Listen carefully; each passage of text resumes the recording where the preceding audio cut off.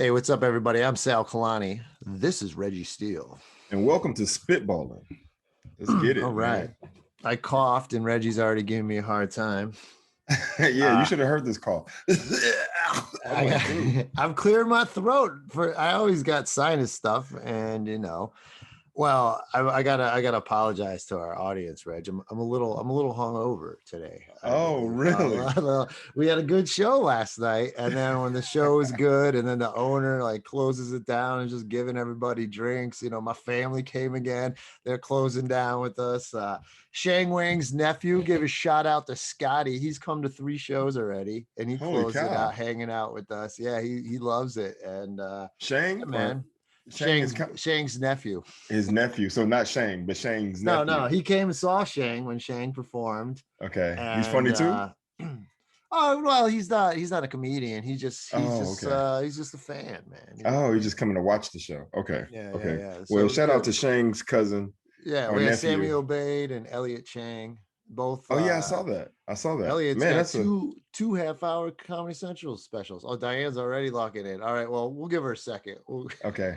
This is awesome, though, Reggie. We got a guest. You got to tell her fans. Yeah, man, I'm excited.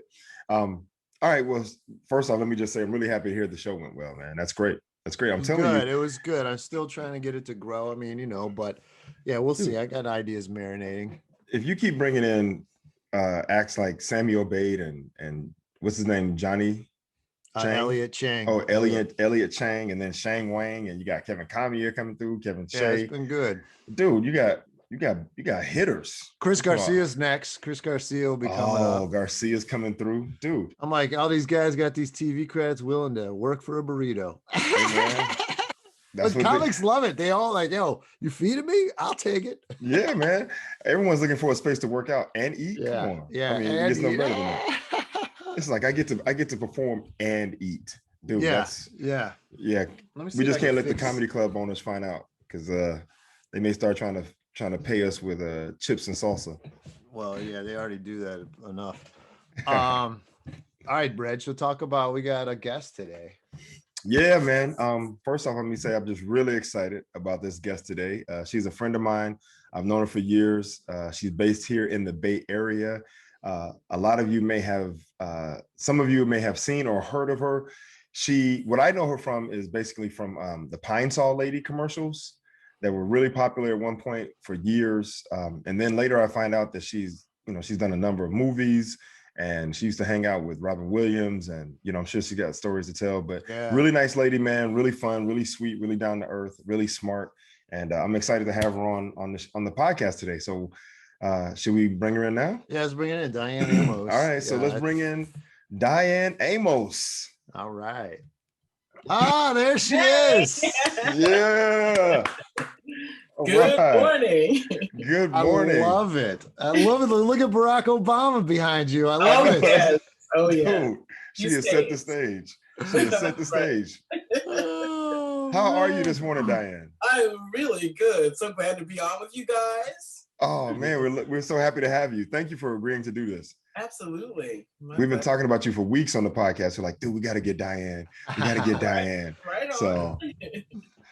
So what's going on? Hi, did you have well, first off, let me just go ahead and say this. Sal he had a good night last night, a good comedy night.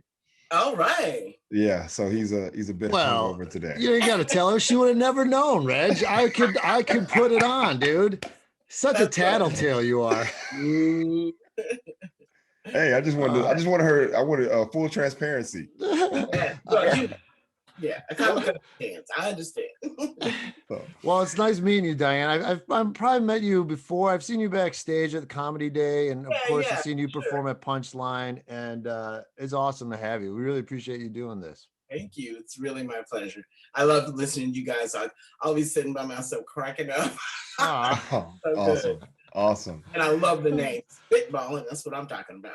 Oh, you have no idea, Diane. We tried for so long. We tried to come up with different names, and it just kept coming back to this. We tried, Perfect. What was it? Really good. It's good. All right, good. Yeah, good. I love it. Let me ask you guys this: how did you met through comedy up in the Bay? Absolutely. Yeah, it was such an organic experience, and it happened so long ago. I can't, like, there's no real necessarily for me a story around it. It's just kind of like it was, we're on the same show maybe. Yes, and I just remember seeing him perform and going, "Oh yes, my brother." And I'm sure I came up to you afterwards and said, "Oh my God, you're so funny. I love you." Oh, actually, I think it was something like that, but it was. I think it was the other way around. Was. I thought it was me that came up and was like, "Oh my goodness, I love your stuff. You're so funny." Because the thing about Diane, and I don't know if people, I mean, some people will know this, and obviously we're video and audio, but she is so dynamic on stage, right? She got characters, she got voices, she's got stories. She can run the gamut. Whatever you need, Diane has it. It is going to be a full experience. Okay. She's in now. I just know that sitting in the back of the room and watching you, I was just so enamored. My eyes were glued to the stage, and I had known of you obviously from the commercials. And so to see you, I was like, oh, I know her. And then to see how talented and funny you were, it was just a double whammy of like, I felt like, oh my God, I'm in the same building. Thank you. I think we can totally have a mutual admiration club going on. Awesome. Yeah, it was a little bit of gush time for sure. Yes, man. Well, and the thing I love about you is the incredible stage presence, and you fill it up, you take it in, you give it back out, and the audience is just with you all the way. And I think in a way I feel similar with you in the comedy scene, just because, you know, when people come on stage, people are trying to figure out what's this person about, and there's preconceived notions and this and that. And I think we bust through that right away. Yes, thank you. I appreciate that. Yeah. And you know, also we got to give props to because we did a movie together. Yes, we did. We did a movie together. We did a movie called Hey Monster, Hands Off Our City, written by Michael Meehan. You know, and I think I was in that too. Yeah, I played like a little guard with Darius. Me and Darius. Oh, that's right. That's right. Going into the club. I do have a small part in that. Oh, it was great, man. Michael, I thought he did a wonderful job of trying to include local comics and just trying to. Yeah, he did a really good job of including everyone. But there's a scene, and I don't know, did it make the final cut? The rap? No, the audio was bad. The audio was, oh my God. Was it Reggie rapping? We redid it, and so it did eventually like get to be heard and great. In the beginning, we had a little trouble with it, but yeah, the rap is there. Me and the old ladies. Dude, oh my you goodness. rapping. Yeah. Oh. Hey, dude, she brings the heat, man. I'm telling you, she brings the heat. I'm like, it was banana. I remember because I didn't see that part until the movie. That's right. Yes. I didn't see that part until the movie. And I was like, oh my goodness, is there nothing that this woman cannot do? Because Diane, I'm gonna tell you right now, I can't rap a present, okay? So to hear you, I was sitting there like, oh, like, okay, well, oh yeah. And with Michael Meehan's crazy ass words, you had just like it was just magic. Yes. Right. Yeah. You know, it was so good, and to have these old ladies be the focus of the rap and make them all hip. You know, it was so good. Yeah. It was really good. It was really good. Where can we see that? Is that streaming or out anywhere? The movie, what's it called again? Yeah. Hey Monster, Hands Off My City. Mm-hmm. Okay. And Michael was working on trying to get it on some streaming platforms. I'm not sure if he accomplished that completely or not.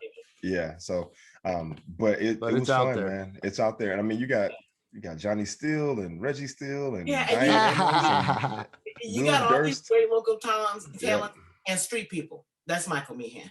Yep. You know, he got street people in the movie, and I'm like, right on. You know, different places, and it was at one point we were standing in the food line for Glide, and you know, I mean, some real things happened around and in that movie that just made it so San Francisco. So yeah, props to Michael Meehan for real. Absolutely, yeah. And he captured a lot of landmarks there that are no longer there. Right, like Candlestick is gone. Right? We have that in the movie. Right? Exactly. And it was. I mean, we were doing some guerrilla filming. Like it was. I remember. It's true. It was. I remember there's one point. There's one point where I have, you know, I had this big old, you know, hand cannon. Right. And so we're filming on some street in San Francisco, and someone calls the police. Right. Yeah, black man with a big old hand cannon. Yeah, exactly. Exactly. And it just so happened that I just put it away, and these cops kind of just come up on the scene, like, and they hop out with the they had the plastic plastic shotgun. Yeah. And Michael was like, just sit in the car. So let my brother handle it. Exactly. So I sat in the car, and then he talked to the guys about what was going on, and the cops after that were just like, Like, oh, okay, cool. Like they literally were hanging out. Like, can we get in the movie? Right? That's Like, can right. we be a part of this? So. Yeah, so it was fun. So Diane, we just we invited you here because I think you have a great story, and I'd love for you to share it with us. And you can start wherever you like. You know where you. Well, I mean, I heard like you grew up in Indiana, right? No, I was born there and I moved here Oh. when I was 7. So, you know, I was in Indianapolis just long enough to have really good material. Seriously though. And so I've been in San Francisco since I was 7. So y'all have to claim me. I'm a California girl. Wow, Oh, really? nice. Okay. Yeah. And I say that because I've never driven in snow and I have no intention of driving in snow. California girl for real. Absolutely. Where were you in SF? Where'd you I go? grew up in the Richmond district. I lived in the Richmond. Washington. That's right, 33rd Avenue, where all the buses connected at the corner there. The 33, the 1, the 31, the 2. So yeah, I grew up there and was able to walk to all 3 of my schools. And that was after quitting Catholic school. Okay. Quitting. Wow. Yeah, I went to Notre Dame and there was just too much going on there for me that I could see was not good, right?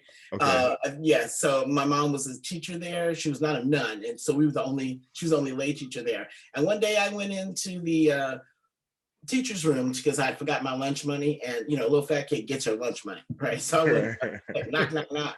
And there was teachers in there and they were actually had beer and they were smoking cigarettes. And that's when I quit Catholic school. I'm like, and I'm worried about purgatory. I thought I was gonna be in purgatory forever. I like swear, I like little swear words, and I thought, no. And I started in Lafayette out in the Richmond district. Wow. Yeah. The hypocrisy. Like, I'm telling you the truth. I was like, oh my goodness, I'm done. Right. Because you know. How old were you when you made that decision? I was 4th grade. Damn, you were beyond your time. Yeah, I was gonna say. Yeah. 4th grade, I would have had no idea. Oh, like, no, I was totally done.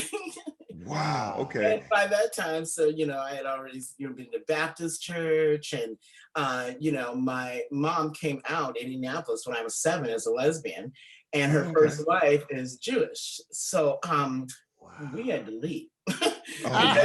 Indianapolis was not having us. So we came to San Francisco. She had 2 kids, and me and my sister. So there was 4 kids, 2 moms. And back then it was just, women being roommates. But, you know, hey.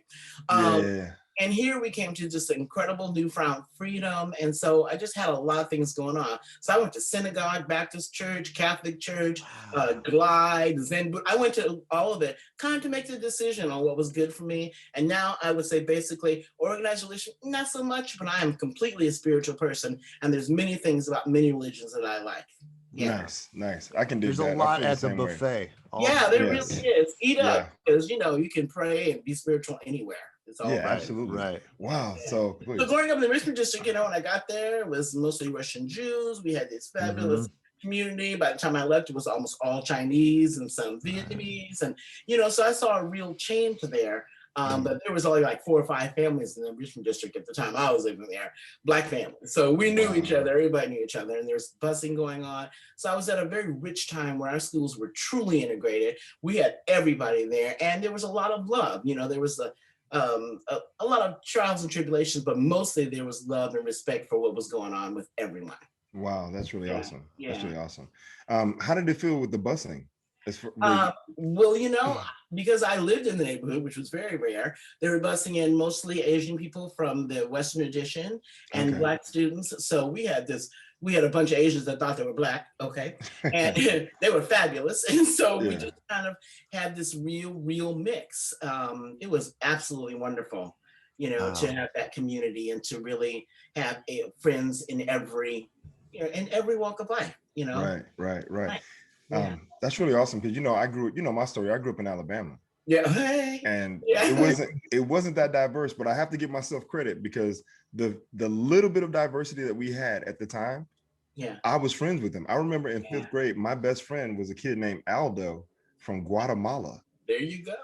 I can almost promise you that no one else in Alabama has that story. And I had Asian friends that we would be friends at school, and if their parents came out of their house, we kind of separate. And my one friend, Sandy E, we had music lessons at Lowell, right, in the summertime. And I would call her house and go, hi, this is Diane. Could you tell Sandy that I'm ready? And so they don't know. Wow. And then, yeah, we go. So, you know, we made our way as friends, even though there were parents that weren't happy about it. So there was a lot that we learned, and it's carried through my life. You know, when you come to my party, everybody's there. Wow, that's awesome. Right? And Yeah. so what year would you say this is? Like, or what time period? Was this in the 60s? It was, you know, late 60s and 70s. Late 60s I and graduated 70s. in 75. Okay. I mean, that's a cool time in San Francisco Yeah. history too. Ooh, there was so much going on. Summer love, Yeah. go to people's houses for the free box and, you know, all that. I'm kind of glad I was a kid, so I didn't have to have a drug problem at the time, you know, because you know, and not that there's anything wrong with that. I'm just glad that I was a kid at the time. Nice.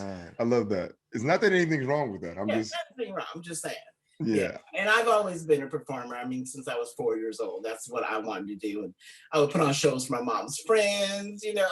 And really? We had dance troupes that we did together and just everything. I knew that the stage was for me. I thought I was a singer for a while, but then in high school, you know, taking my regular acting class, I accidentally took an improv class and it changed my life. Really?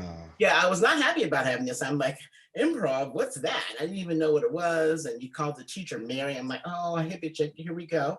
Yeah. And I wanted a script and I wanted serious acting, but I found my niche. I mean, seriously, I loved it. And there's something about, like in Black culture, you know, you have to tell your story. Like at the dinner table when everybody's talking, either you slip it in, get it in, make it happen, or you don't get heard. So improv was truly my niche, and I just loved it so much. And it's my first love, and that's how I started on stage. Was out of Washington High School in my junior year is when I started, and we did natural acts. We had a group there, and never looked back. I was very blessed to be taught by very old school, like people from the committee, the Pitchell players, all those folks took me under their wing, and I started performing with them at 17. And I mean, I was there with all the big boys, and it was really great, and that's what I loved. And I definitely had the talent, and a few people took me under their wing, Jim Crana and, Bill Bonham, folks that taught me so much and let me be in their circle. And I was ready and carrying the ball and loving it. Wow, that's awesome. At 17. Yeah. And so what do you think started the bug, the entertainment bug early? Because you said you know at the beginning, right? When you're 4. Don't know. I mean, when I watched TV, I was like, oh, I could do that. I was like, oh, I mean, everything about it was enticing. Like I loved watching the way they held the microphones, the way the cameras. I mean, just as early as I can remember, all I wanted to do was like be on that TV that I was watching, or in that movie, or when Sidney Poitier movie came to a town in Indianapolis, I would shine my patent leather shoes and do my blow ups, slip under my dress, and get dressed up to go watch. And I mean, I watched it from every angle, and I just loved the Elvis Presley movies and all that, everything. Wow. And I just knew that's what I was going to do. That's awesome. How'd you go from improv? Okay, so were you doing improv in the city with Crana and all those guys? Like you had your own little team or group? Well, it went through several stages. I was in Natural Acts, was my high school group, and then I went to San Francisco Times, which ran for years, and we played the Savoy Tivoli and the Spaghetti Factory and all over. I played the boarding house with the committee, and then one year, Jim Crana started a group called the National Theater of the Deranged. And we ran as the #1 group in the city for 14 years. We were knocking it out. And it was I said 14 years. I'm telling you, we were #1. And the reason was because we did things from the news, true stories from the news. So the audience would come prepared with their newspapers and everything and throw out headlines, and we would work it all night. And that's where I was so able to get the characters out there. And I love character work. That's what my teacher taught me in Hawaii. Marietta Cedes taught me that. And so I do character work from the inside out. And I was just so happy to be doing it. And a lot of them really stuck. And I still do some of them today. And so our group ran for 14 years. And that was like the best ever. Wow. Yeah. See, this right now, I'm so like, this enlightens me. Right. Yeah. Because when I said earlier, when I see you, the characters on stage, they're so palpable, so real, and you are so immersed in them that it all makes sense now. And it's all real people stuff, because when you're sitting on a bus, you see people on the bus, you be like, oh, right? And sometimes some people you would never ever approach, some people you wonder what their deal is and all that. But when you do characters, you get to bring all those people to stage so that people can look at them and enjoy them and laugh and not be laughing at someone on the bus. But yet that you know that character. Right. So they're gonna laugh. It's gonna be funny, but you brought it to a safe place. And so that's how I think about my characters. Like, what about this character is gonna make everybody laugh? Black, white, Asian, Latin, anybody. You know what I'm saying? Yeah. So what's going to be the common denominator? And for me, it's the truth of humanity that brings characters out of me, no matter what character I'm doing. Wow. Right? Wow. You know, awesome. And it translated to my stand-up too. Most of my act is true stuff. Yeah, that was going to be my next question. So how do you transition from the improv where you're working with people and off people, right? And off the top of the head to stand-up? First of all, I never wanted to do stand-up because when I saw a stand-up comic bomb, I was in pain. Like you could take out my prankers without anesthesia and I'd feel better. Bomb, I'm like, oh my God, right? Yeah, I think we've all been there. Exactly. So I didn't have a desire to do stand-up, but after the shows, me and my best friend who's in New York right now, her name is Linda Hill. Linda Hill's redhead, just amazing actress. Anyway, she and I would sit after the show on Haight Street or wherever and get pizza from Escape, and I would just riff on people in the street, and she'd laugh and laugh. She goes, okay, hold on, because she had just started to do stand-up a few months ago. She goes, wait a second. She goes, shut up. And I'm like, okay. She goes, my stomach hurts. You got me. You killing me. She goes, if you had done that set right there, that would be $50. And I was a single mom at the time. I had a son. My baby was like 1 or 2, right? Wow. I needed to get out there. And I was like, $50. You know, back in the day, that'd buy you something, right? Yeah. And she said, yeah, Diane. She goes, come on, you got to try stand up. And I was like, right. But still, she goes, you make me laugh all the time. And so I started to think about it. My first gig, the Oakland Museum called me. Called The Other Cafe. And one of the owners there, the Other Cafe on Carl and Cole, which was a comedy icon place. And Chip Romer, he called me and said, hey, Diane, the museum wants to have a stand-up comic who's, doing work at Black stand-up comic, because it was Black History Month, 30 minutes, $500, and then a question and answer period afterwards. And I'm like, sure. And then I hung up, I go, oh my God. Like, I've never done stand-up. Wow. And I call my mom and I go, Mom, I just said yes to like a stand-up gig for $500. And I go, I got to call and cancel. She goes, hold on. She said, if you said yes, you must think you can do it. And I was like, She said, so sleep on it and call him in the morning.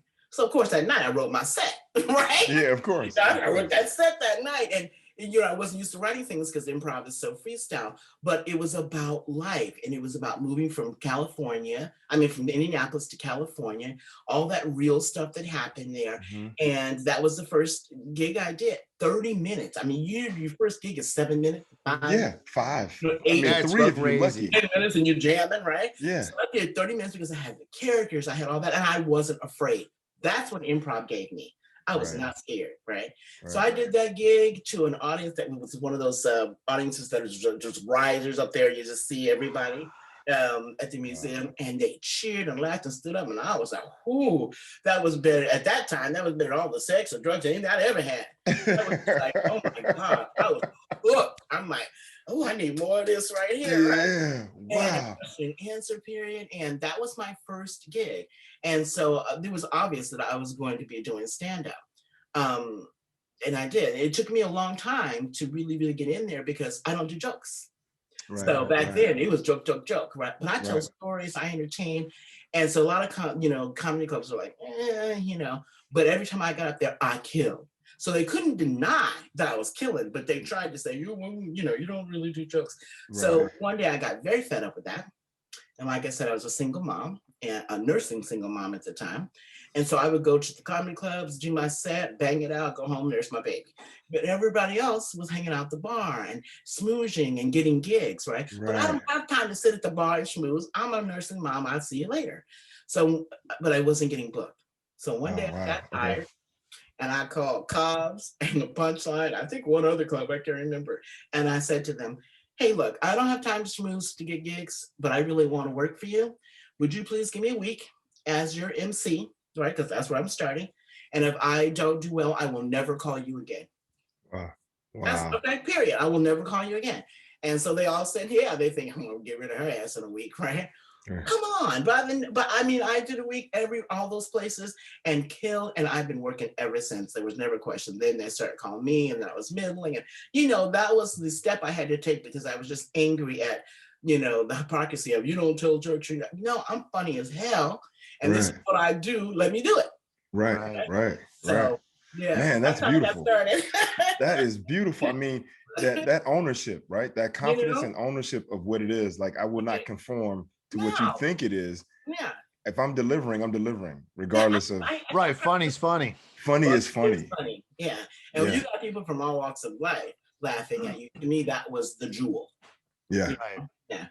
Yeah. I mean, Diane. Let me ask, so is that all your income was just comedy at the time? I mean, that's got to be crazy with a single mom with a little baby. Well, I had day jobs. I sold clothes for large women at different shops, because I'm also a fashionista.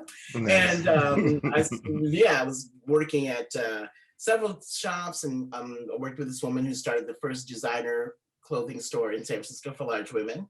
And so I did that. And at some point I had to move. So, on. And I told my customers that I was going to go on Wheel of Fortune and win some money and quit my day job. And they were like, sure, honey, give me that blouse. Right. I want that blouse in red. They were like, sure. And so I did that. It was my third game show I had done. I'll tell you more on that. And I got my money and I quit my day job and I never looked back. And when I told them that I won, they were like, oh.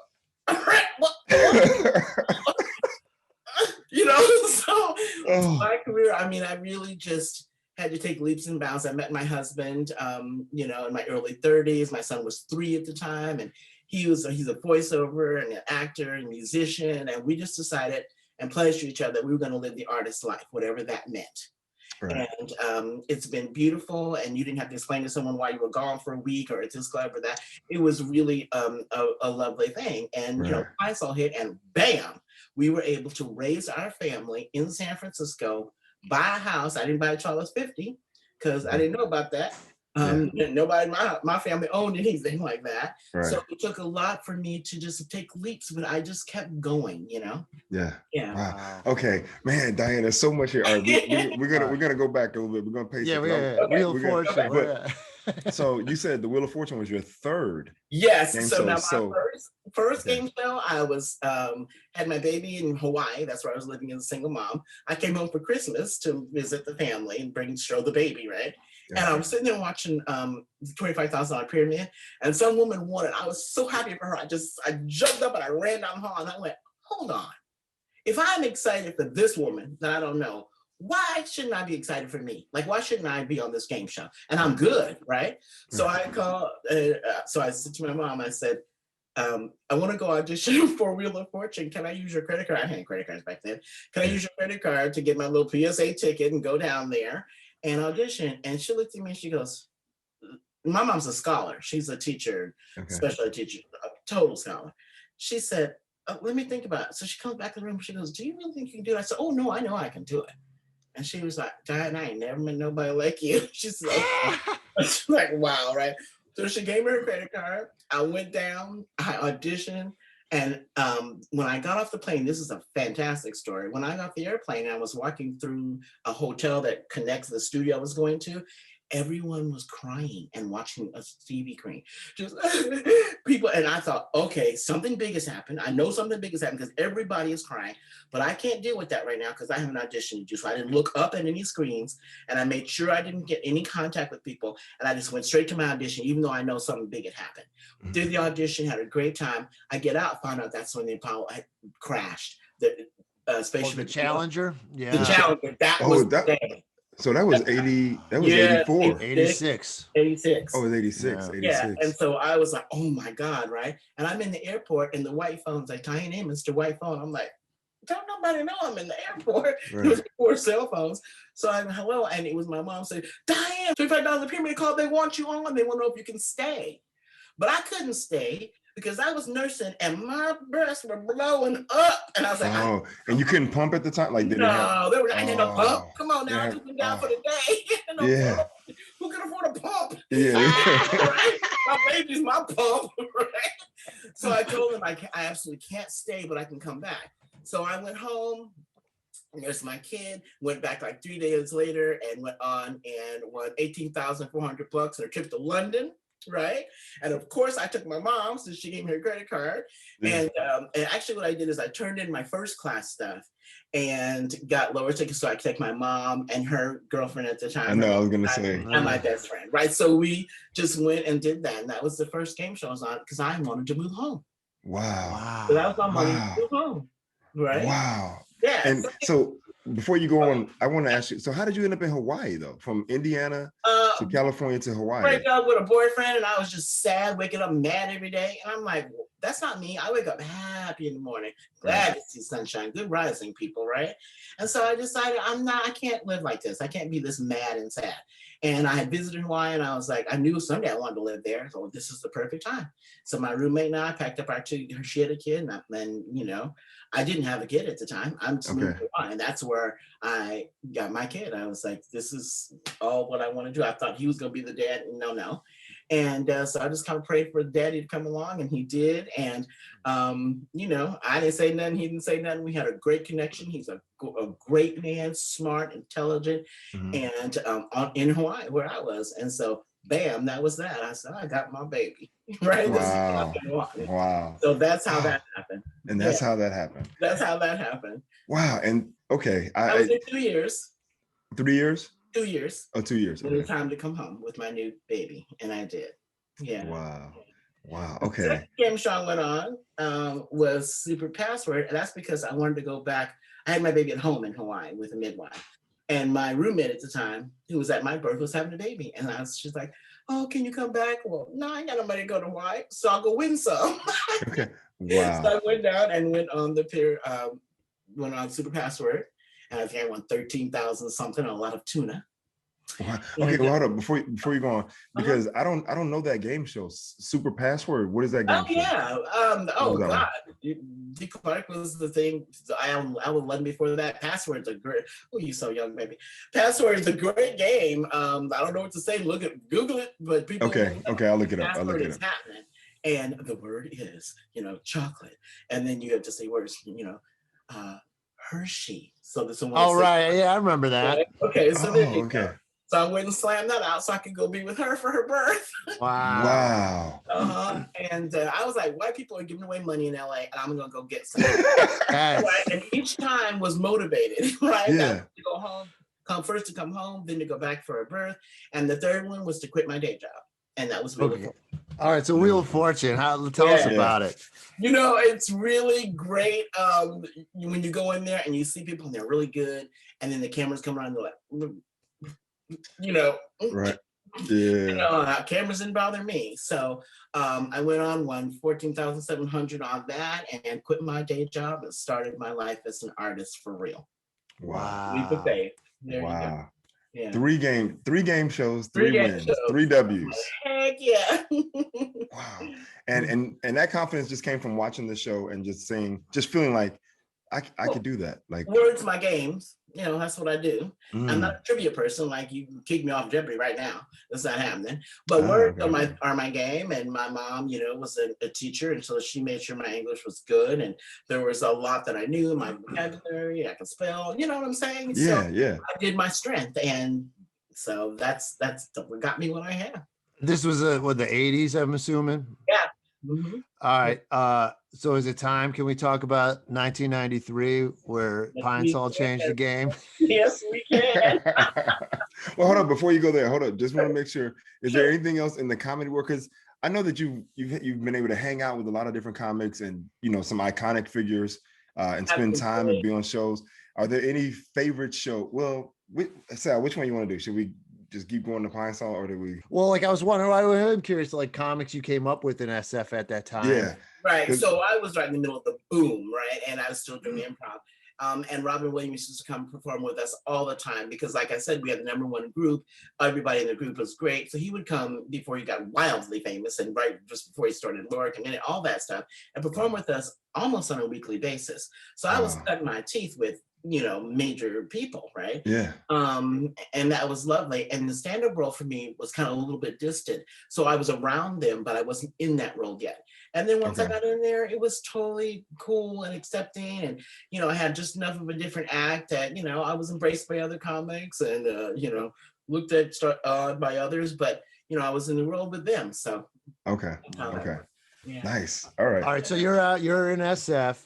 You're hustling, I'm assuming, auditions, gigs, whatever you can. Day job, everything. Yeah. And then how'd you get the I read somewhere that they didn't even initially wanted to audition you for Pine Sol. You really had to have. So what happened was the one of the writers, he has since passed, bless his soul, named Ben Wright.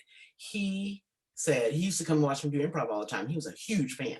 So he was one of the main writers. He was the head writer. And he said, look, I know we're doing a big audition, but can you please start with Diane Amos? Just start with her. And they said, okay. So I came in and did the audition in a little bitty room with a fast talking, guy who was, getting the audition together and blah, blah, blah. And I was like, okay. So I kind of got into my calm space and did the first audition. And they were like, that was really good. Okay. So they brought me back and did it full up with product and everything. And Jim Crana was the voiceover, right? How many bottles it take like 5 bottles of Pine Sol versus one? Well, first of all, I got the rack to hold 5 bottles of Pine Sol. So I put them bottles on my chest and went on about my business with the script, right? And then they were like, wow, that was really good. So they tested it, which Clorox is the owner of Pine Sol. And Clorox tests like amazing. Their tests are huge. So they tested and I tested really well. Well, that's great. But Clorox is a very white, company. Bleach. Yeah. Okay. So they were like, do we really want black women, gap teeth, chi-chis, braids? I mean, are we going there, people? Wow. Right. Or a spokesperson. So they auditioned nationwide. All my friends were auditioning and I knew it, but I was like, okay, I'm just going to stay cool and relax while this goes on. And that process took like 2 or 3 months, which is very unusual after an audition.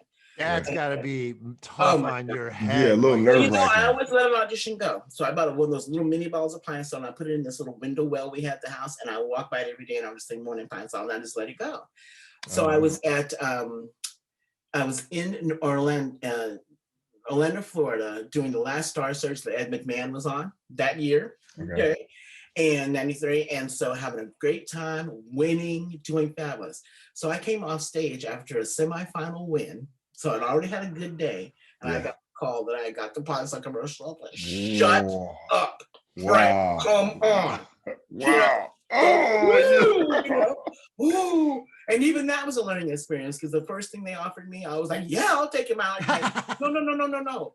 You can't take that money. I'm thinking, why? Right, it's more money than I've ever been offered for anything. Yeah. And they were like, no, what do you want to do? And I said, well, I want a car, I want this. Well, that money would be gone in 7 months. And I was like, oh. And they were like, you got to turn it down. And I'm thinking, am I going to let this white dude tell me to turn this money down? Right? But I did. I listened to my agents. And they came back with more than double of what they originally offered me. And that's how I started. Dude. Wow. Yeah, and that first year or two, I was getting checks in the mail, and I would go to the mail and be, oh! I'd be like, oh my God, to my husband, right? And then year 2, after year 2, they put me in contract and we signed for every 3 years. And I'm telling you, it changed everything, just able to relax and take gigs and not take the ones I didn't want to take and just really be, mom, wife, house. I was a glorified housewife with a fantastic ass gig. Yeah. I'm my happy place. Oh man, that's awesome. Yeah. Now, how long did it run for, or how long did you do it for? Like 20 years, right? I am still their spokesperson. Yes, I am. So as a matter of fact, I just did a bunch of TikTok last week that will be going on, on TikTok probably next week or 2. Wow. Yeah. Diane. I know. That's unheard of, dude. That's unheard of. I mean, I'm like, congratulations, but I feel like I should have said that 20 years ago. Right? Like, Flo from Progressives got nothing on you. Yeah, exactly. You were the original. That's right. Wow, that is so awesome, man. And I changed the face for spokespeople too, because I brought braids in because people were not. By the way, I got all my braids out. It's all me now. Nice. Natural. Looks good Nice. too. My dreads, but I always had dreads in the back, braids in the front for camera. And I think, I brought braids into people, started, because everyone told me, don't get your braids, you won't get any jobs. And back then, Black women were being fired for wearing braids. And I'm like, no, I'm doing this because it's a matter of, it's a matter of taking care of doing my hair. I got a lot of hair. So I did braids. So 93, it started airing on my birthday, October 18th. I was in Hawaii on vacation when they first started airing. My mom got to see them and she passed in November. Oh, yeah, wow. but it's okay because at the time I had my commercial, my husband was doing roundtable commercials regularly, and my son was in a Toyota commercial. So all three of us were working when my mom passed, so she felt okay. Oh, that's good. That's good. Right? Wow. Right? I mean, the family, man, that's amazing. That is amazing. I was like, we're gonna do this. Wow. And you know what? There's a common theme that I'm starting to hear with, we talk to other comics too, but when amazing things happen, they don't just necessarily happen out of nowhere. There's always somebody who recognizes something and advocates for you, right? Yes. Right? Like the writer you said who saw you performing. And he did say, hey, start with her. He couldn't have control over who they picked, but he said, start with her. And that was in San Francisco. You auditioned. Wow. Yeah, and we filmed in San Francisco for like the first year or so, and then we started mostly in LA. Okay. But, and just wonderful people to work with, and anyone can get a really good job, but I give myself kudos for keeping it. Yeah, I mean, it's unbelievable. Like, since 1993, you're a trendsetter. Like, you're right. There weren't many African American spokespeople. You're the hair even, and you're just like, this is me. But you're so funny and good and test so well. They're like, we gotta have her. What can we do? We can't deny the testing. Yeah, I was gonna say you became undeniable, right? And that's the goal. That's the goal that we all strive for, right? To put ourselves in position that they cannot deny us. Yes. And now when I look at those comments and stuff on people from TikTok, I'm like, oh my goodness, because people grew up with me, like millennials, they love me because they grew up with me. Yeah. When they had to clean the kitchen, it was me that they were looking at on those Fine Salt commercials. And that's what the mom had me cleaning with. Yeah. So I'm in the hearts of a whole lot of people, generational. Old people are just like, oh, we so proud of you, baby. What you done for Fine Salt? What you done for us? And big women are like, girl, you representing on the TV, right? So I mean, I had a lot of people on the side who I did something for, Right. Woman, big, black, braids, gap teeth, all of that, which I got fixed. Oh, nice. Oh, right. Yeah, thank you, Pine Salt. Thank you very much. But you have to have inspiration. You have to have people that believe in you and trust. And I trust the people that I was working with and around. Wow. It's amazing too. You were able to keep the job for so long. Because something like that, they change a lot. But they're always trying to, go with the new trend, right? Or what's the new thing? Okay. I'm approachable. I look like people's aunties, people's mom. Kids started coming up to me, mom, that's the Pine Salt lady. And they go back to their parents, go, leave that lady alone. She don't know her. They don't know, mom, that's the Pine Salt lady. So I would give them a coupon. I had coupons for Pine Salt. And they would be like, oh, right, it is. So I was being approached and talked to by all kinds of people. I have Mexican people, pick your soul, and I was like, oh, wow. And I enjoy people. So that's how I kept this job, that I represented something in this country that is trustworthy and able to, promote a product without being phony. Because, I like me some Pine Salt. Who does it? Right. My grandma, she had seen that. She'd be like, oh, my granddaughter's a Pine Salt lady. Go to church and tell it, right? Yeah. So it's it's a great product. And, I've always strived to be a good spokesperson. Do you have the cleanest floors in America? Maybe not during the pandemic. Get tired of cleaning during the pandemic, but I got Pine Salt. You come over right now; it's in the cabinet. That's awesome. Wow, that is awesome. You said that people grew up with you. The funny thing is, growing up, I didn't clean. Right, I wasn't cleaning the house as a kid, but I used to watch TV. Right, and for me, 93, I graduated high school in 92. So it's that time period where I'm just seeing stuff and just absorbing images and information. And I distinctly remember seeing you because you stood out. There was just something about you that stood out. It wasn't, Pine Salt is Pine Salt, but it's the person who's talking about it, right? And that was, and you stood out to me. So, Thank you know, you. fast forward years later, I'm sitting in the back of some room and you walk on stage, and the first thing I say is, that's the, like, you know, that Right. excitement of like, yo, I watched that lady for years on TV, Yes. right? Yeah. And then be able to, yeah. So, man, that is so awesome, Diane. When I first started doing the commercial, or after they, you know, became really popular, I go on stage and I couldn't do my acting. People go, Spotlight, Spotlight.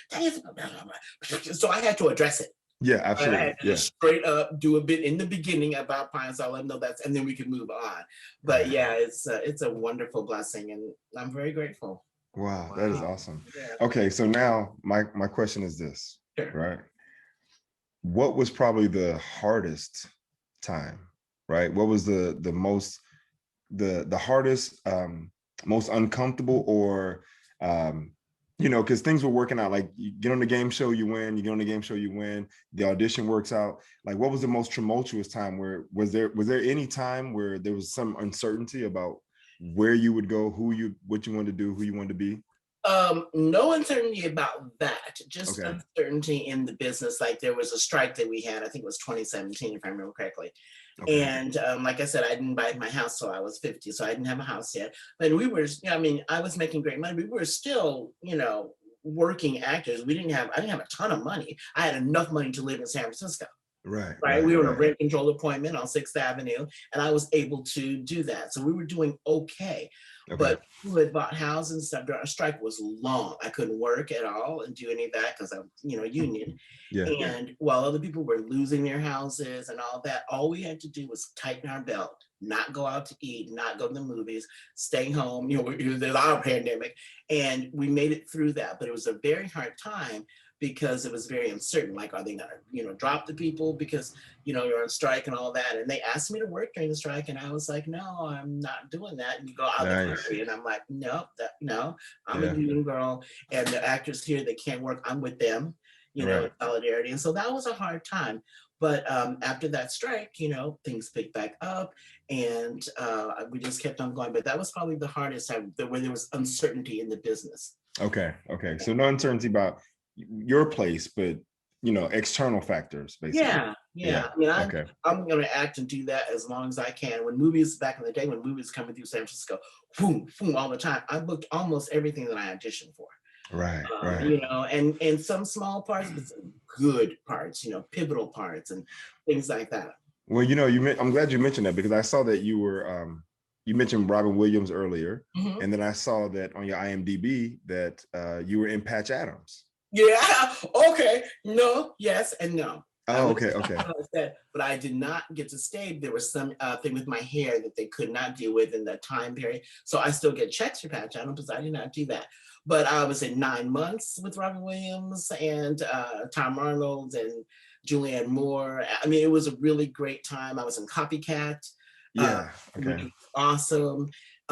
You know, there's a lot of movies. Angels in the Outfield was my first movie, you know, where I was a big, you know, intentional extra, because they needed people to actually watch the game as opposed to, you know, all the kids that they brought in. So my movie career just kind of kept going and getting, you know, great pieces. So and I love it. That's awesome. Yeah. I mean, I just, it's got to be crazy with like working with Robin too. If he's just constantly on, I assume. I don't even. It's the best, right? Because he's all business, you know. I mean, like during 9 months, you know, watching him work with his assistant, Rebecca Spencer, who is just amazing. They just did their work quietly during the day, and he'd be laughing, riffing on Tom Arnold because he just broke up. I mean, got dumped by Roseanne. So there was so much laughter in the set, and your stomach hurt. And then the director would say action, and it was on. I learned a lot about that too, how to be professional on the set and those kinds of things. You know, there was all kinds of lessons to be learned, and I was just there to absorb. And he, at the end of my scene, I was Julianne Moore's a nurse in the delivery room, and he asked Chris Columbus, "Are you done with Diane Amos?" And he said, "Yes." And he said, "Okay, now let her do it as this character that I do called Karen Thompson." And Robin loves that character, right? Been watching me do that character since I was 19. So I did the character, my character for that scene, and Chris Columbus goes, "Ah!" He goes, "Why didn't you tell me that before?" So they reshot the master, and my improvised scene is in the movie. Wow. Oh, Right? wow. That's Wow. the generosity of Robin and having something to different. Yeah. Yeah. Yeah. Yeah. Rob, I mean, being able to recognize, right? Recognize right? something that's, like, okay, we're gonna give you what you asked for. Yeah. You got what you Right. wanted. Now I'm gonna give you something better. Right. There's a Right. fight scene in that scene, and so I'm doing my character, and both the men faint when they see the needle, the epidural needle. Yeah. And I was like, get these men up off the floor. And it was like, bam. So, I've had some great luck and just some integrity in the field. This is Right. what I love. This is what I want to do. And I just present myself and hope that I'm doing the best job ever. Awesome. Yeah. Awesome. Well, let me ask you this.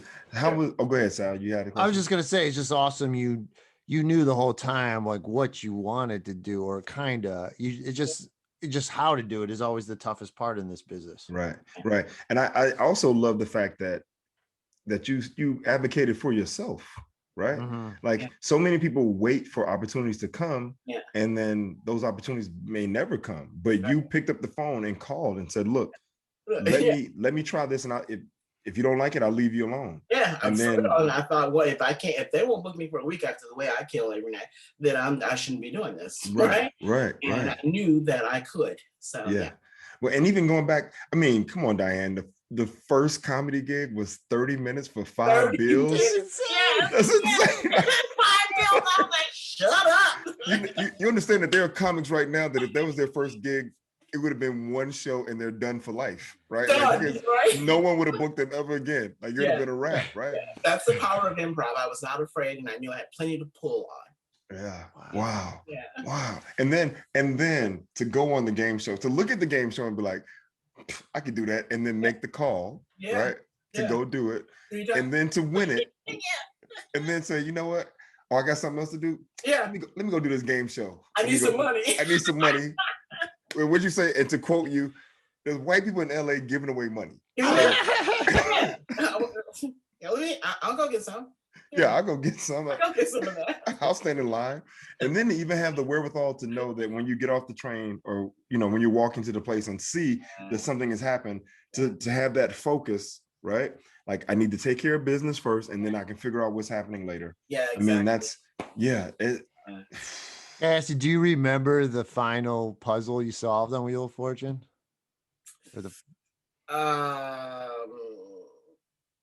Champagne glass menagerie.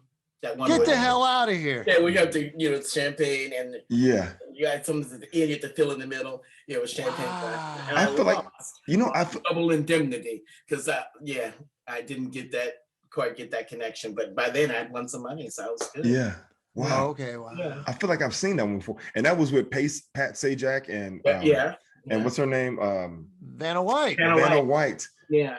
Wow. Pat Sajak and Vanna. Oh, Diane, this is just amazing. So, if you could impart anything on anybody, what would you want to share with them? This is what I tell a lot of young actors ask me, or just people in the business. And there's a few things. Number one, get a day job that supports your habit. Mm-hmm. Your habit being your craft. Right. Because you're not going to be able to get paid for your craft right away. Right. You got to put in a lot of time. By the time I hit Pine, I've been working for a long time doing improv and some stand-up, right? Mm-hmm. So get a day job that supports your habit, and be honest with your boss. I told all my bosses back then, look, I will give you 101% while I'm here. I worked for banks. That's what I did for years, working for banks. And I would tell my bosses, I will give you 100% while I'm here, but I need to be able to go to auditions sometimes during my lunch hour. And when I have gigs, I'm going to take off for them. And they were like, all right, Diane Amos. Wow. Because I asked. My mom taught me, ask, otherwise you won't know. Right. So that's why I tell Alma, and get a day job that supports your habit, and spend the time in your head thinking about you successful. Picture yourself in different places, picture yourself getting more. And make lists, write down some stuff that you want, and try and go after that, Right. And things have changed so much now with the way things are done online, and everybody can do voiceovers at home, where we were out hustling our asses off. Sometimes we would switch our babies in the middle of Market Street because my husband had a gig and I had an audition, and so we thought everybody's got a car seat, put the baby in the car seat, bye, good luck, but we were doing that hustling, and now it's very different. You can do a lot of stuff online, so I'm less informative for people that are doing things right now, but just believe in yourself and follow in the footsteps of yourself. Like, make yourself the goal. Like, you want this, and so go after it in that way, and believe that you can have it. Like, if you can see me on stage, then why can't you see you on stage? Right. And not to the detriment of other people. That's one thing people get into, is like, oh, I can't believe they got that and I should have got that. No. Yeah. They got that, and you go get some. Right. There's enough for everyone. There's enough for everyone. And I support my other actors and friends, and I'm always happy when they have good stuff. And I ran into a few people that were, but do I care? No. So that's the advice, is really just believe in yourself, get a day job that supports the habit of your comedy or your acting or your singing or whatever, and just do it. Sometimes it takes doing it for small crowds, for your family, because you never know who's looking. Right. That guy Ben White, he used to come to my shows every week, and we were always friendly, but I didn't know that he was like that big a fan, right? Right. And he got me my first voiceover gig too. Wow. United Way. I guess they had filmed something and they didn't like it in the voiceover. And he said, okay, let Diane Amos do it. And they said, send me a tape. I had no tape, right? I had tape. So then he said, okay, if she doesn't do a good job, I will run through. I didn't know this. I found out later. I will run through our lunchroom naked at noon. And they were like, yeah, bring her in. Right? Wow. They wanted to see that. So they brought me in for this voiceover, and it was a very serious voiceover where you see, a drip bag and someone in the hospital, and you see all the connections. And I was like, I didn't know this would hurt my baby. Right. And it was talking about smoking and having it, not smoking and all the things. And it was a very serious voiceover. So I did this voiceover. When I came out, a couple of people were like, because it was good. And he didn't have to run naked through there. And that was my first voiceover. Wow. So that man believed in me. After that, you saved him from seeing his wee-wee. Voiceover, and he said, just start with Diane Amos. I don't care who else. But I found out many years later that there was down to 2 people. And I won't say her name, but I found out it was 2 people. And the difference was, there's a lot of white women on TV talking about stuff, but there's not a lot of me. Right. So everyone remembered what I said. And that's what they test on. They do test things, and then they have the audience, tell me things you remember about this. And they remembered all my words, not some of my words. They were doing the commercial that I did, or doing the words. And so they couldn't deny me. But I found out later who the other person was, and I was like, okay, reputable actress and all that. She was not that kind to me after that, but I didn't know why. Oh, okay. 7 years later that I found out who it was. Wow. What else is interesting about this too, and I love hearing this, is you get some insight into what happens. Like, everyone sees the final product, right? We get to see the commercial, but it's interesting to hear the whole process behind how long it takes, the testing, and even the politics of the business, right? And that was a little unusual, because usually an audition you get boom, and it's not that long. So this was a nationwide for a spokesperson, which is different than just a commercial. So yeah. So wow, it's so interesting to hear. I mean, and to hear the other parts about what they thought. Like the fact that but it's a Black woman with braids and busty, and are people ready for that? And people and to know that was part of the dialogue, right? To know that was part of the thinking. Yeah. Over the years, the only negative things I've gotten a few people, some Black, some white, they were saying that I was perpetuating the ancient mama stereotype. And I'm like, not really, but say what you want, right? That doesn't make any sense though. At all, right? Yeah. And so there's been things along the way, but none of them have been to my detriment. None of them have been negative enough to make them not have me be their spokesperson. And my kids suffered a little bit. My son, who was 36, so he was little when I became the Pine Solid lady. He was getting beat up in school, because people thought all kind of money. Come on now. Yeah, Yeah, really. he's light, he's halfway, so he's pretty, and his mom's a pie, so let's kick his ass to get his lunch money, right? A little peanut butter jelly sandwich in his lunch, right? Right. So, he was getting a little trouble, and he had to kind of, buck up to that. But all in all, it's been totally okay. My daughter, she'll meet you, go, hi, my mom was a pie, so I'm like, Cassie. Don't be walking to people saying that, there's a time for everything. So, because she's only known me as a pizza lady, whereas he knew me when I was single mom, and he had to go to work with me some days if I didn't have childcare at the clothes shop, and he would hide in the little racks, with the clothes. Yeah. Right, the people nice. shop, and they would go, right. He remembers. He knows that Mama struggled for a while to make all that happen. Yeah. Wow. Right. Yeah. But you're undeniable. You were undeniable. That's so amazing. Seriously, that might have to be your nickname going forward. Diane Undeniable Amos. Hey. Seriously, when you write the book, or you do the what is it, the movie, right? Yeah, something autobiography. It's got to be called Undeniable. I mean, that's it is. Hey, Comedy Day is September 19th. Speaking of undeniable. Wait, say it again. Comedy Day is happening September 19th. Oh, okay. So hopefully I'll see you there. Oh man, Diane, we gotta talk. I mean, Debbie. Props to Debbie Durst first off. I've never done Comedy Day. Well, I've never done it, and she's called me. To her credit, she's called me like every year. She's written me every year, and it just hasn't worked out logistically. Yeah. Are you going this September 19th too? Am I going? Are you gone? Am I gone? We'll see. I don't know. We'll see. But I'm in a different place comedically, so I'm trying to figure some things out. But we can talk about that. Good. That's not a problem. See, that's a good thing. Yeah. Being someplace different and not being able to do one thing. Like there were things I had to turn and I was like, oh, but you know what? That's okay, because just because you're here and you're not here, that's not a bad thing. Right. So yes, I would love to talk to you later. Yeah. And you're great. Yeah. Thank you. You guys are doing what we do. And that, you having a good night last night before your podcast and everything, that's what we do. Yes. Right? Let me enjoy it, Reg. That's what we do. You don't know when it's going to come again. Exactly. I just wanted to let her know, just in case you asked the off-the-wall question, right? Hey, man, Reg. I'm a professional, son. You are. And that's why I'm here with you. Diane, I'm so glad that you got a chance to meet Sal. He's one of my favorite people in the world. This story is amazing, Diane. Yeah. I love it. And I keep thinking, like, if you're black with dreads now, it would be tough to be a spokesperson. You did this in 93. That's amazing to me. Yeah. Yes, it is. Me too. But you know what else too? I love that she said too that she's approachable, and that because of looking at you, I feel like people, like everyone feels like they know you in their life in some way, right? Yeah, I had you're this relatable. Trying to convince me that we had been on vacation on a cruise together, and and she goes, "Yeah, girl, you brought that little red dress." I said, "I never bought a little red dress for starters."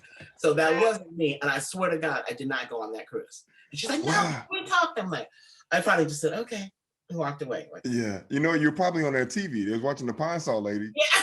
And they were like, she was on the cruise. I know I seen that lady on the cruise. It's like, I've had some outrageous things. One guy told me he was at my house for Thanksgiving. And I'm like, were you the turkey? You were at the table, right? Wow. I mean, like, really, it's interesting. But I have a very comfortable level of fame because I was recognized every day, everywhere I went. I was in a little island on Jamaica, and I go to this little hut. I'm not lying, a hut no bigger than this foyer I'm in right now, where they've got panties and stuff hanging on the wall, and get you this kind of mushroom and everything. And the big jaw brother, he's like huge with dreadlocks like this, right? And he's looking at me now. I'm in Jamaica. I'm having a good time, right? And I remember picking up something. He goes, "Hey," and I'm like, "Okay." He goes, "You the pine sol lady, man." Wow. I was like, yes, I am, and just everywhere I went. And nowadays, even still, I get recognized on a regular basis. I'm not even on TV. I'm on TikTok now, and on, things have changed. So I'm mostly online. Right. But people still recognize me. Wow. And it's one of those things, my level of fame is great. They don't care if I go to the grocery shop today or what my bathing suit looks like. And they're not following my kids. So it's a very comfortable level of fame, which I'm very grateful for. Yeah, I was going to say, you have the fame where it's like you get the recognition every once in a while, but you get the checks right? Yeah. And you get the steady work, Yeah. right? Mm-hmm. But then you don't get the harassment as That's far it. as like, That's yeah. I think that's So- beautiful. Like that's kind of beautiful. Now, yeah. don't quote me if I get a big ass sitcom and I'm suddenly up. Well, if you get the big ass sitcom, I'm not saying I need a spot, but I just want to be on set. Can I just come and watch? That's right. That's right. I just want to come watch it, just watch it live. I'll sit in the audience. Seriously, I'll be like, yeah. And then I'll sit. Then I'll sit down and watch like a professional. So there you go. yeah. So well, Diane, this has been so wonderful. Thank you so much for joining us today. Yeah, it's been an honor and a pleasure to hear your story. And thank you for sharing it with us. Absolutely. Thanks for having me, for asking me, for thinking of me. It feels great. I appreciate it. The undeniable Diane Amos. Oh, actually, I'll ask you one more thing before we get out of here. The pandemic, how has that treated you, and how have you dealt with it, or what has it been like for you? Well, honestly, it wasn't as hard as I thought it would be, because my husband and my daughter and I, we lived together. And if you came knocking on our door before the pandemic, it's very likely all three of us are up in here anyway. right. So it wasn't a huge stretch. For me, the worst part of the pandemic was feeling so much grief for other families and people I didn't know. Right. I lost an incredibly dear childhood friend, someone I know since I was 10, right at the beginning of the pandemic, and that hit me very hard. George Floyd, Breonna, all those things that happened during the pandemic seemed more painful because you couldn't even go out and have outlets for, yourself. And so that was very painful to me and a big stretch. We kept our family pretty safe, and, we vowed to still see each other, have dinner once a week and all that. Like, there's got to be a leap of faith for people that you love. Like, I was not going to not hug my son and my daughter-in-law and my grand during the pandemic. So we all stayed safe and didn't go to other people's houses. We just went to our houses, kept it that way. So I was okay that way. Some great things happened for me too. I was still working. Pine-Sol had me doing stay home baby messages, PSAs during the pandemic. And my son and his wife are expecting twins. That happened. Yeah, that's right. As a matter of fact, if she doesn't have those babies this weekend, we're inducing on Monday. No. So okay. I got twin grandbabies. Hey, nice. Nice. Well, early congratulations to them. Do they know what they are? No, we don't like to find out. Really? Oh, you guys are. Well, first of all, it was like twins were surprised. My son's like, let's keep the surprises coming, just whatever. Okay. Are they going to be named either of my kids either? Pine and Saul? Is that? No, thanks, Mom. No. Oh, that's awesome. Yeah, just for the support of family has been great. But during the pandemic, I feel we came out okay because it was all right to just be our family. We got a big house with a yard. We started a yard. Sometimes we'd put our table out in front and have friends come visit, and we stay 6 feet different and do it right out in the front yard, on the sidewalk, Wow. The people you need to see. Yeah, absolutely. Absolutely. And so that's how we did it. You did it right. Yeah. You did it right. Yeah. Well, I'm so happy that everything's worked out, and this has been such a pleasure. Thank you so much. Yeah, I'm a huge fan, and just of you as a person. I just, Diane, since we met, I, on the last podcast, I think it was the last one or two, where I was talking to Sal about because we were in Murder in the First on TBS. We were in the same episode, right? And I was telling Sal that we saw each other on set briefly, and I have a picture from that. I'm always like, yo, let's catch this moment. And I was telling him I really wanted to get a picture with Eric LaSalle. Right. I want, because come on, coming to America, being but when I got around him and we were talking about setting up the scene and what I was doing and everything, he had such a level of professionalism and so serious that I was like, okay, I'm not gonna ask him, right? I was like, I'm not gonna ask him. And then later, I look online and I see your picture with him, and I go, man, I could have asked that dude for a picture. Yeah, you know what, Reggie? I asked. I'm glad you did. It's like all the other stuff I asked for, I asked. Okay. And he smiled in your picture. Yeah. Yeah, he smiled. Which is big. Yeah. Yeah, because when I look at Eric LaSalle, sometimes I swear, I'm like, is this dude even happy? Because he just About anything? Yeah, about anything. And so I was super excited that you got the picture. And there's a little part of me of like, man, I should have asked too. I could have got that picture. Well, So, you know, I'm in your fan club for real. From the first moment I ever saw you on stage, I was like, dude, you are the shit. wow. Thanks, Diane. You know, Thank you. I feel that way, and you know, right on, Sal. Yeah, thank you. Well, when you see Sal, you'll be a fan of his too. Yeah, You know. sure. So, well, thank you. Thank you so much, Diane. Yeah, thank you, Diane. And we'll talk later. I'll clue you in on what's happened comedically and all this kind of stuff. I would love to hear about it. And absolutely. Have a great weekend, you guys. Yeah, thank you too. And early congratulations. On those babies, Monday. I meet my grandbaby. Okay. Yeah. And I'll try to remember. I'll shoot you a text and see if them babies here yet. You know, I'll let you know. They better be here Monday. They're inducing. Okay. Oh, nice. So, okay. All right. Take care. You have a great good day. one. Thank you. Bye, guys. Okay. Bye. There it is, Reg. There it is.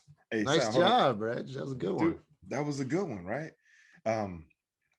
Dude, she we've been talking about Diane for a while, and I have to say that I'm really happy that I think other people will get a chance to really get the chance to meet her, right? And hear her story. She's a wonderful lady. And, she texts me on different occasions and we kind of stay in touch. And, before the pandemic, obviously, we'd always end up being we cross paths at shows, but she also produces shows. She would produce a show at the Throckmorton. Nice. She and this other guy, and she'd always invite me to be on that show. And I would always get like, you know how it is. I go do my thing, have a good time. The show is great. And then, she'd either close out the show or she'd have, bring in another big name to close out the show. But I'm telling you right now, man, when I would sit up in the balcony and watch her, and these stories are so engaging and her characters, like I said, are so rich. I literally was about to ask her if she could do one of the characters. I was going to say, can you just well, she did that quick scene of the character in Patch Adams. That was pretty good. Yeah, that was like, it was only a one line, but you saw her like, oh, wow, she could turn it on like that. Oh, absolutely. And that's that level of professionalism, right? Like, it's so real and so authentic and so truly who you are that it's not like you have to get into your space and figure it out. It's like, no, I can tap into whatever it is, So props to Diane for coming through, man. It was cool. It's cool. I love hearing these stories. And I mean, like I said during the interview, with all the good things that happen for people, we're kind of hearing a common theme, like there's somebody else that recognizes something, that almost advocates for you. You always need some help. Yeah, you need some help, right? Like, I don't know if anybody does anything completely alone. You know what I mean? Like, you do the hard work, right? Like, you get yourself, you stay prepared, or you get prepared, or you like she was on Star Search when she got the call. Like, she's already hustling onto something else because you can't rely on that call from Pine Sol. You don't know. Right. Yeah, man, that's awesome. That was a good one, man. That was a good one. Yeah. But all right, dude. Well, now I'm gonna go hydrate. I think I'm good. Yeah, me too. I'm actually thirsty. But before we go, we gotta get one more thing. We gotta address this real quick. It's a basketball related topic, obviously. Oh, Russell Westbrook's coming, baby. Russell Westbrook is going to the Lakers. They gave up Kyle Kuzma, Kentavious Caldwell-Pope, Montrezl Harrell. Man, they could have maybe used them, but whatever. They didn't use them last year. And then they gave up some draft picks. But now the question is, I mean, Kyle, he's young. He's still got to figure it out. He got some room to grow. He just would make too many mental errors in the game. Yeah, he would. But he's a talented guy. He'll figure it out. He is, yeah. Kentavious, he was like our defender. He could defend and he could knock it down, although he struggled last year. Yeah, that's the thing, though. Those guys struggled when they needed him to make the shots. And, but what? Westbrook's not a shooter. I get it. He's not a shooter. Neither was Rondo, though, and they won the ring with him. Yeah, but this I was going to say, the difference is that, not the difference, but I think with the shortened off season, right? Coming out of the bubble and then the shortened off season and then going right back into a condensed season where you're almost playing every other day, I think, obviously it was with the injuries this past year, I think those guys were not just, physically fatigued, but I think they probably were a bit mentally fatigued too, right? Like, not everybody's LBJ, right? Like, not everybody has that level of concentration right? Right. And you know, the guy he's an Iron Man. He's been taking care of his body for years, and you know, obviously a freak accident, somebody rolls off on his ankle, but mentally, I think the dude was fully engaged. He was on the path to being the MVP. Yeah. Right? Oh yeah. Yeah, Yeah. he That's the was on thing. the All path. these haters. I'm so sick. Like I was even last night, I come home a little drunk and I saw one of these Warrior haters, LeBron haters, Warrior fan. It said, "Oh, well, once this doesn't work out for LeBron, blah, blah, blah." And all I wrote was, Warriors lost 3-1, down 3-1. Oh, no, I said Warriors blew a 3-1 lead. Oh, I dude. just love you could say that at any time. All I want going forward is I want Brooklyn and the Lakers Oh, everybody does now. to meet in the finals. And Yeah, that's honestly, right. Westbrook and Durant, LeBron that's and what I'm talking Kyrie. about. And that is, dude, that's the story, right? That's the story. So NBA, I'm sure you guys are not listening to us, but when you do and you hear this, please do whatever you bring out, whatever referees you need to bring, whatever you got to do. Let's make that joint happen so we can all have that series. Oh, that would be amazing. And I hope, and honestly, I hope it goes to 7 games and it goes down to a last second shot.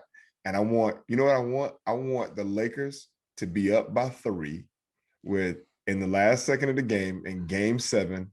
And I want Kevin Durant to shoot a 3-pointer with his toe on the line. And I want him to hit the shot and with a chance to tie the game up to take it to overtime. But his big foot is on the line, and the 3 is a 2 as time expires. Lakers win by 1, game 7. I want game it's 7. Over.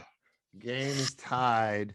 LeBron is coming down, running down the court, and Westbrook throws him an alley-oop, and he just dunks all over Durant and just shakes his balls right in his face, and game over.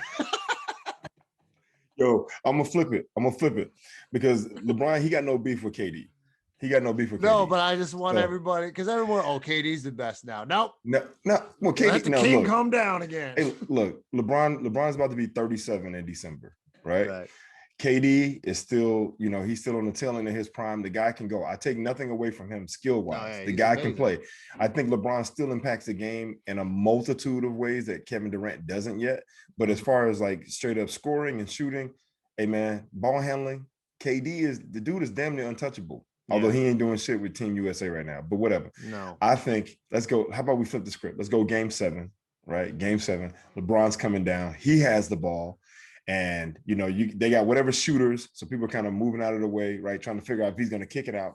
And just as he looks like he's about to go up, he throws it behind his back. And KD jumps with him. And he throws it behind his back. And then Westbrook is in the lane. He just come down. You know how he does. And KD turns around like, and then I will say, they had the draft, like, dude. Yeah. Kyrie's like, and James Harden is. Yeah. Like, He's working on his beard. What's going on? Yeah, he's pulling twigs out of his beard and squirrels run away and stuff. So Cavs picked up Evan Mobley. I like that move. I don't know Mobley. He's I didn't really follow college. 7-footer. He could shoot. They're saying they're comparing him to Bosch, and the Cavs need size. And him and now what's his name? Jared Allen. Jared Allen. Yeah. Jared Allen. 2. And then because we didn't need another guard. It's like you got Sexton. He's going to get tossed. You got Garland. Rubio just came in now for the Cavs. Marco Rubio? Yeah, they just traded for him yesterday. For who? I mean, who did they give up? Did they give like up Dellavedova? Like a second-round pick or something. Wow. No, but Marco Dellavedova's out. Dude, he don't play no more in the league. No, he's not. He was on the team this past year. Not the Cavs. He was. Oh. Yeah. I think he's out now. Oh man, Matthew Dellavedova was on the team last year, dude. Oh, okay. I think Kevin Love might be done. I think Kevin Love needs to go to another team and just be like their backup guy. I don't think he's a starter anymore. No. He did his thing. He showed improve for a moment. Thank you for tuning in to Spitballin online or, Apple Podcast, Spotify, or on our YouTube channel. All over the place. Yeah, all over the place. Please watch, like, and subscribe. We hope you enjoyed the show. We have a great time doing it. We'll see you next week. And thank you to the undeniable Diane. And thank you to the undeniable Diane Amos. Amos. That's See, Amos. you messed it up too. You're You right. want to say Amos, like Amos and Amos. Andy. Yeah, Amos. Amos. So thank you to the undeniable Diane Amos. That's Sal Kalani. I'm Reggie Steele. You guys take care. Have a good weekend. We'll see you next Monday on Spitballin. Peace. Thank you, everybody. Peace.